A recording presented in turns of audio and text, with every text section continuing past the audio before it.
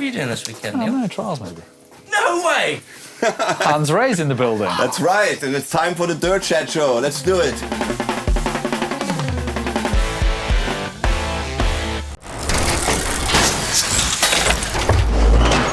Yeah, we've got a special guest in the Dirt Shed. We've got Hans Rey. Yes, and we're talking, the theme this week is, are mountain bikers ignorant? Should we be looking to other sports for inspiration? Because I think some of the greatest achievements in mountain biking have come from other places, like slopestyle. Definitely, yeah. You look at BMX Park, that's influenced mountain bike slopestyle. You look at ski and snowboard, pipe and slopestyle, that's influenced mountain bike slopestyle. Yeah, so should we be looking to other sports more for inspiration? Hans, what were you into? Any other sports when you started riding?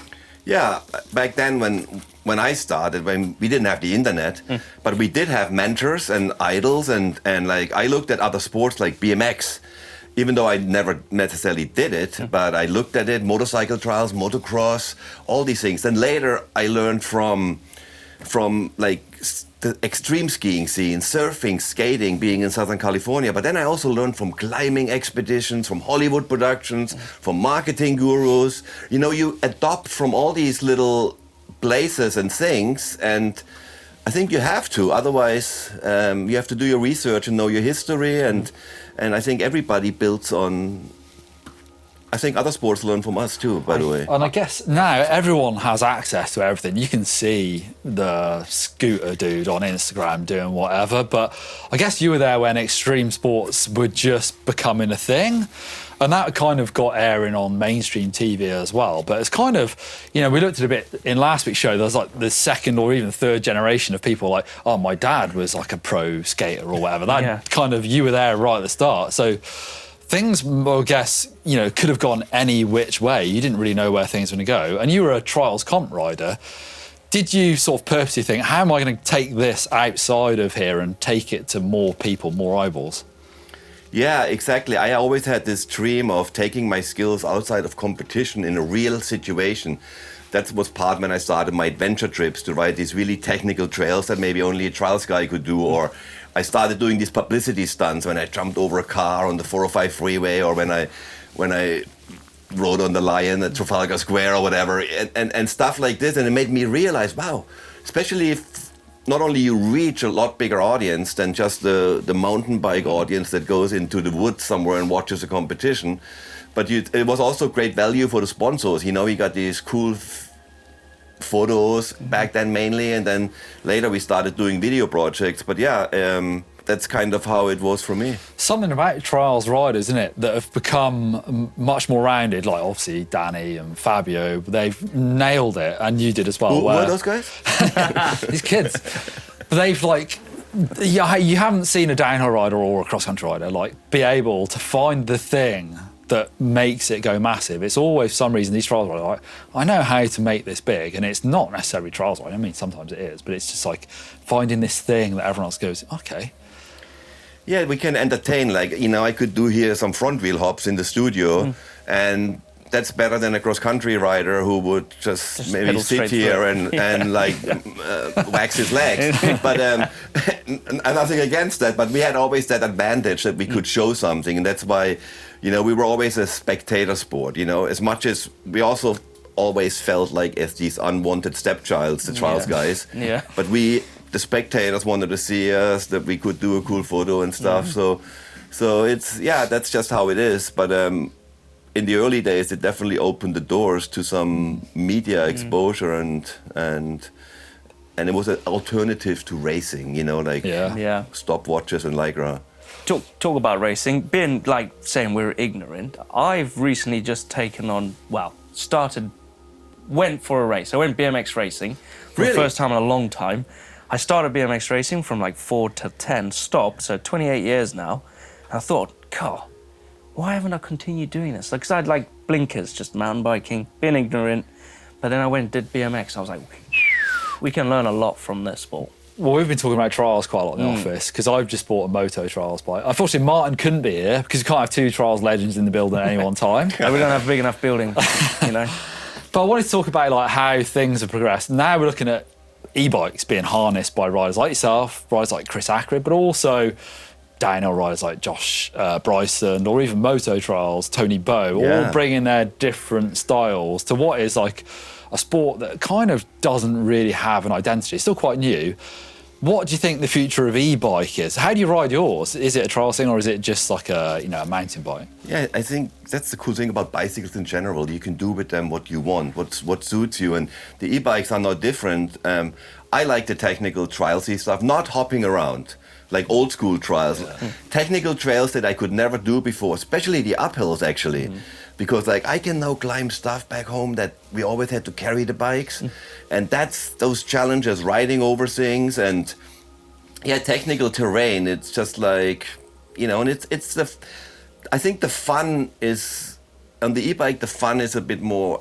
I love a hard workout too, but sometimes I just want to have fun, and if so the e-bikes are kind of good for that. Yeah, totally. Yeah, totally. Right, get involved in the comments. Any sports you think us mountain bikers should be looking to for inspiration that maybe go under the radar? Like, I know some riders, people like Brendon was a really good gymnast, so he uses those sort of skills. Was Rogatkin a gymnast? Rogatkin does it, yeah. I wonder if there's more of that stuff that is completely outside of wheels where we could, Well, likewise for viewers that are looking at mountain biking as inspiration, what sport do you do? Right, last week's show, we dived into the comments because it was all about rad parents and rad dads, because we had a special guest, Jake Atkinson. Yeah, I've followed him on Instagram, an amazing rider. Can't wait to see what he does. Yeah, Crankworks coming up. Yeah, got a few interesting comments. Yeah, first one is from Laurentius Triarius, whoever that is. My parents were supportive and like to do the same for my kids, but they're not into it as I was, so that's where you have to know when to stop pushing. Yeah, there is a point where you feel like if you isn't fun. Nah, you don't want to be put your child off. Moto dad who's making them do it, although sometimes that pays off. It kind of, yeah. Yeah, I agree with that. Yeah. We got one from Jonathan Wright, 2210. I'm 37. My 37th son is what? I'm 37. My son is 16, and we both ride Dovey Bike Park every month together. Now, that's pretty good going. He's actually quite young, but taking your son along. That is so cool these days, huh? How father and son, you see that all the time now. I've seen that as well. User PF9 says, my dad loves taking mountain bike and go to Mount Froome or Squamish every weekend. Oh, Squamish. That's a pretty good place to ride. Really good. So the one thing with Jonathan's comment there, taking a 16-year-old son, like when I was at the BMX racing, it was literally father, son, or father, daughter, or mother, daughter, and son, and father, all joined together. That's cool, isn't it? It was a big family thing. Families love racing until they have to race each other, and then there's some arguments in the back of the car on the way. Anyway, right, it's time for the news and Sickest Thing. What's up, everybody? Going to start this week with these new BOA shoes from Crank Brothers. These are the Mallet Trail clipped shoe, and there's also a stamped BOA flat pedal option too.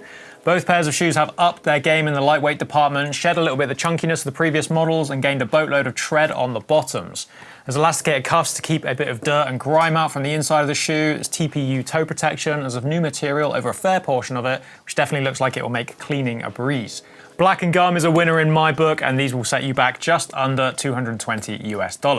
New bikes now, Norco have gone high pivot on 2 more models across their range, announcing on Wednesday that the Sight and Optic are both adopting a similar linkage layout to their range and Aurum bikes. High pivots, as we all know, allow the rear wheel to move rearwards and upwards, working with impacts instead of against them, to, in theory, maintain more forward motion, all whilst minimizing chain growth so that your suspension still works as freely as possible. The Sight is a 150mm all-mountain bike with a 64-degree head angle, 77.5 seat angle, 428mm chainstays, which grow to 440mm once the bike makes its way through that travel. 5 sizes available, mixed wheel or 29er. The carbon frame retails at $4,000, with the aluminium one costing $2,400.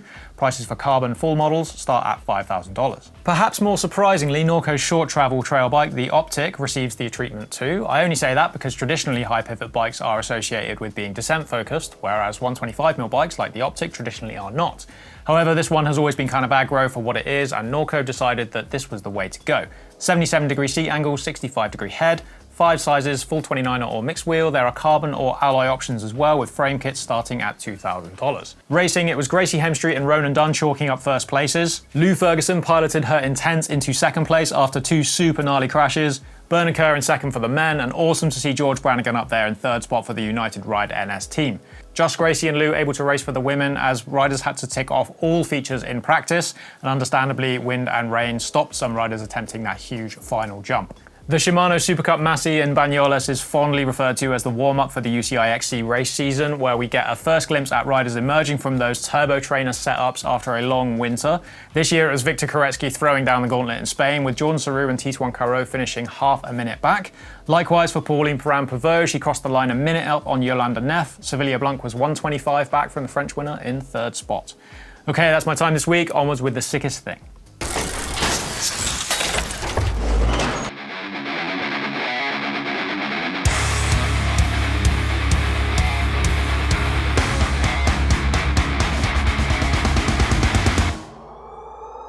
Right, this week's sickest thing has to be this debut part from Anastasiou.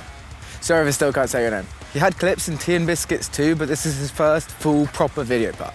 It's so sick that even in a world where everyone's dancing around like clowns next to their bike, he's just determined to not take shortcuts. He just decided to properly put in the work, spent 2 years with his friends to film a proper video part. My favorite clips have to be him getting towed into that huge gap to wall.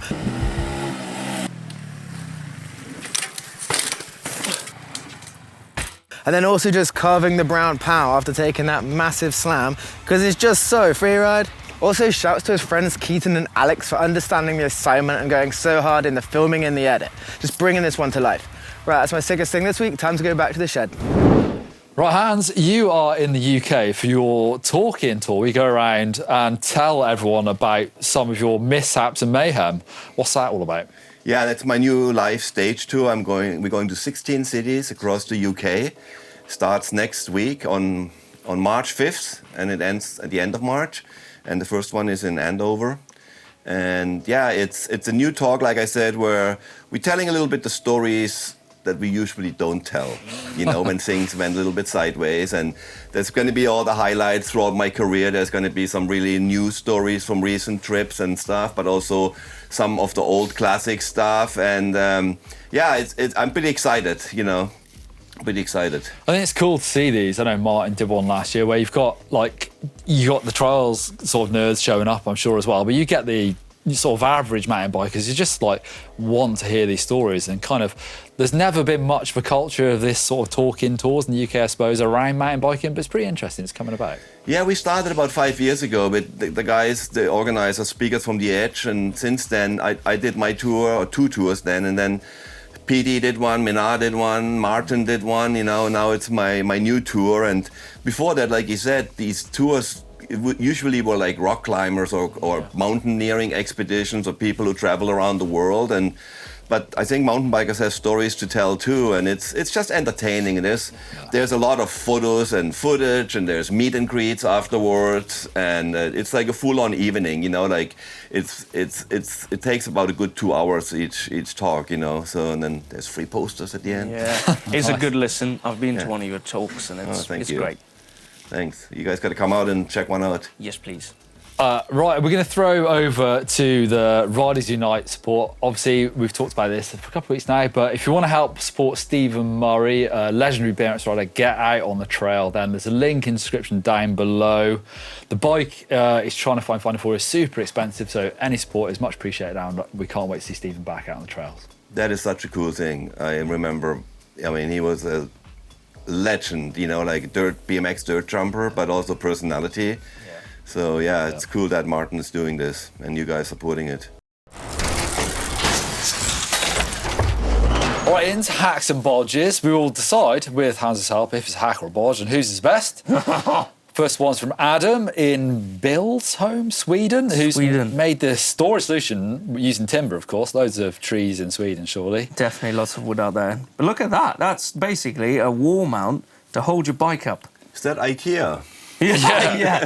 This is a bodge IKEA, I reckon. It's also a bit IKEA. Bit bodgy, I reckon. I think it assembles quicker than IKEA has. Yeah. No instructions here. I think it's just a couple of screws, cut some planks. It works, right? Yeah, so this next one's kind of similar sort of thing. It works. It's not prettiest, but Finn, who works at Evo Cyclins in Auckland, ordered one of those K-Edge top cap mounts for his Wahoo computer. Yeah. But in the meantime, used the original mount and sort of just filed some grooves in it and then zip tied it around his top cap. I think that's pretty clever. I don't like having those sharp zip ties I know. up there. Yeah, know what I mean? But the thing is, you can cut that with a Stanley, can't you? Like, you could trim them. You could trim them.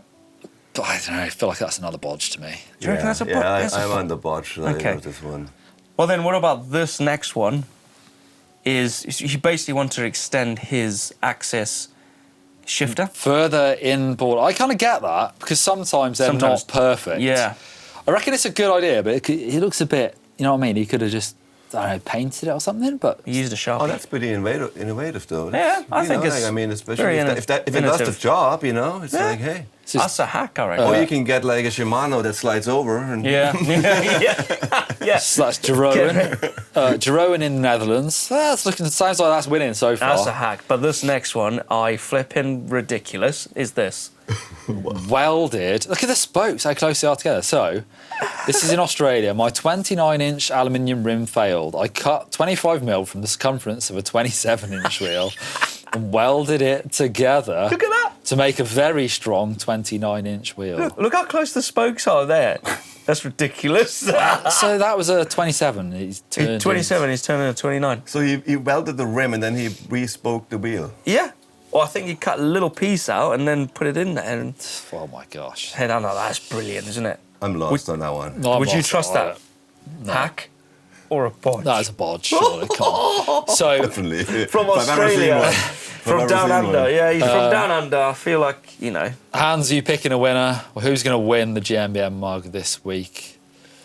You got the shifter, you got the wall mount, and you've got the welded wheel.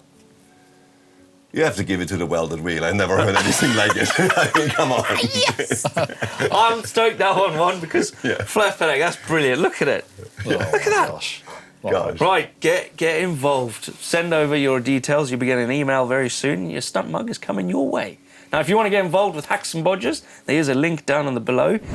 All right, if you saw any of our recent videos from Girona, we were wearing some new GMBN jerseys. We've got 5 new designs.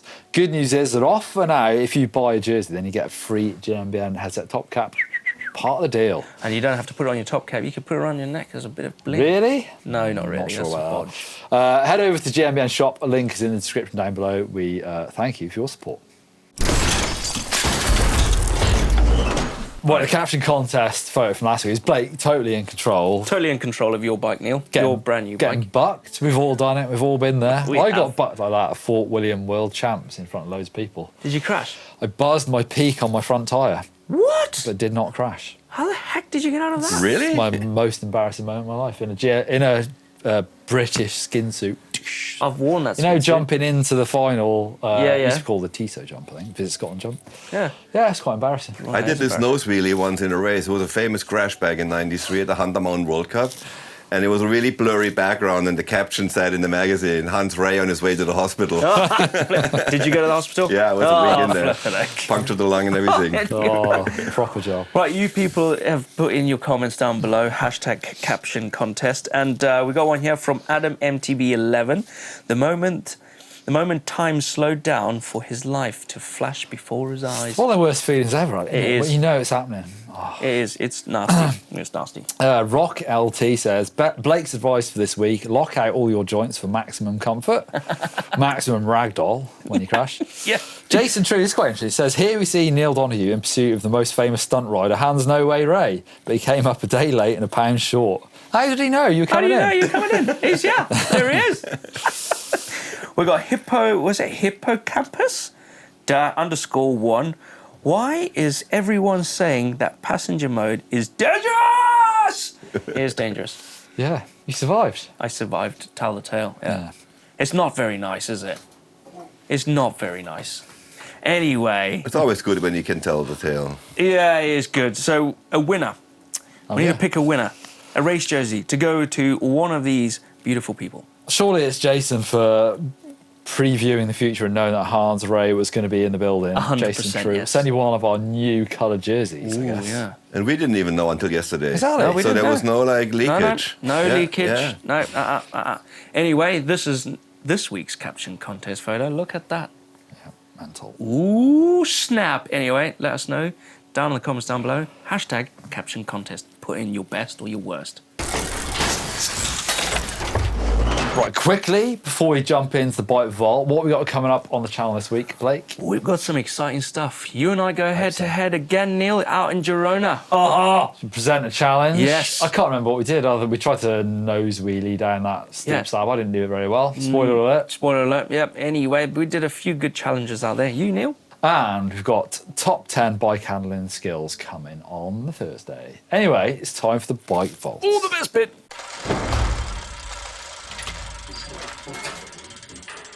What have we got first then, Blake? Oh, Neil, one of my favourites in the whole world is a New Proof Scout 2023. It's a 27.5. It has GX on there, Saint brakes, 140mm pikes. That on is the not front. the UK in February. That is Definitely not. Dogbone Trails, Buckeye, Arizona. Have you been Arizona, there? Have you been yeah. there? That's, Not to Buckeye, but I've been to Arizona quite a bit. that's a fancy build. It's got industry 9 wheels. What are we saying? I think it's a super nice deal. Right, go on then. All right. Now we are over to Mount Stromlo, Canberra. I raced downhill there. Australia. VITD. Australasia. This That is could be in England, though. That could be. Yeah, it's a bit dry, though. more kangaroos over there. This is Frank's Polygon Siskiyou T8 29er, Fox 34 Rhythm. On the front, yeah, it's nice. I like the colour of the helmet. Oh, I like the colour of the helmet. Do you like the What colour? a super nice way to finish your day. This is what Frank is saying. He's trying to influence us here. Oh, it is, and it's got your name on the front wheel there. Look at that, Hans. Hans Stumpf. I didn't invent that tire, just for the record. But I've been riding it, actually. So what are you giving that bike? Well, just for that tire. Ah, It's like, yes, Super nice. super Now, nice. Oh, no, This that is a hell of a photo. I was going to say, it's a really nice picture. This is Sauce Boss is Generation 6 Trek Fuel EX in Crescent, Connecticut. New bike day. After 7,000 miles on a hardtail, it's time to build up full suspension bike. Gone Wow. from a Roscoe to the full sus. He's in full climb mode spec there. Look at his drivetrain. Is that That's that's a Shimano. light? I wondered if it was one of those like bear that is really bells. well photographed. It is, isn't it? You know, like for that, shady light. Yeah. You know, wow. That's a good looking bike. And for being a new bike day, it's dirty. We see bikes on the street new. Snowy. I think that's super nice. That's a nice. yeah, setup, super nice for sure. Oh my gosh. This is Ian's Ibis Ritmo AF in Norseman, Western Australia. Literally AF to that. Wow. That was one of those bad ideas. I like those brown tires. That's tan wheels to gone wrong. It's been a long time since I've done a ride like that where Oh, I've mate. just completely You turn regretted your it. bike into a fat bike. Yeah, I've had a motorbike like that, Neil. It's What? horrible. What are you going to do with that? Ride wash it really it. fast and just throw all the mud everywhere. I think that's super nice. Yeah. That's the most dirtiest bike we've had in You the bike better vault. wash it the same day because otherwise. Oh, that's stuck on there. I think that's the dirtiest bike we've ever seen. All right, this is ADV's Yeti Arc 2023. First ride in the woods after 4 months in the Oof. desert. Beautiful. Good. Look at the flowers. Look at that. The bike just pops there. That Neil. is Yeti colours, but it looks kind of different. It's kind of bluey rather than Yeah, the... slightly different. Yeah. color, I but mean. sometimes that happens when people work on the photos. I Yeah. think it's a super nice. Go on. 100% super. Oh, 3 dogs. I mean, bonus dogs. That obviously helps you out. So we both. Look, they're all looking at the camera. Yeah. They're all looking at the camera. It must have gone. Yeah. Must have whistled. That's Australia. We're not gonna go let him ride, We want Yeah. him to hang out with us. 2023 Can You Talk Collective Edition. Does that come with a boxer up front, or is he? I think he's added it on. I think he's gone free ride on Is this. that a mullet? Yeah, it looks like it. It looks like a 20. It looks very aggressive. I mean, I think that guy is going big. I like Yeah. the look of it. That's super nice. Boom. Have we gone full super nice? Yeah, I think so, Neil. I know, we missed that one nice. James is Ooh. 2023 Propane Tie 6 CF, upstate New York. First new bike in 20 years. All I can say is, wow, I'm saying how bikes must have changed in that time. That's Look at that. crazy. He's got a shock whiz on the front there. Whoa, has he? Yeah, on That the is- front fork. You see it? We didn't have those 20 years ago. No, we didn't do it. No. Full SRAM axis. Well, that must be a change from a Yeah. upgrade from 20 years. I think that's super nice. Got to Yeah, say, all these orange super parts. Super nice. Oh. Okay, what about this one? The fat bike of the year. Look at that. another dog. Bonus dogs Dude, this look week. at that dog. It's stood there. Well, it's not. It's sat there. It's sat there looking at camera. Major's bike in Gothenburg, Sweden. Always a treat when my mum's dog Nora is staying with us. We managed to get out on the local trails. Oh, can I say it's a super nice? Yeah, Look at the size of that mud guard, dude. Super nice. lovely mutt. So there we have it, Neil. Yeah. The show is done with a very, very special guest. Thank you very much, Hans, for coming. And of course, viewers can check him out. If you're in the UK, go and check out your tour. Yeah. Speakers on the Edge. Thanks for having me. Yeah, Speakers from the Edge. Come and see me, say hi, and thank you. And I hope to see you guys there. Yeah, we'll be good. Be good. Thank you very much for watching. We'll see you next week.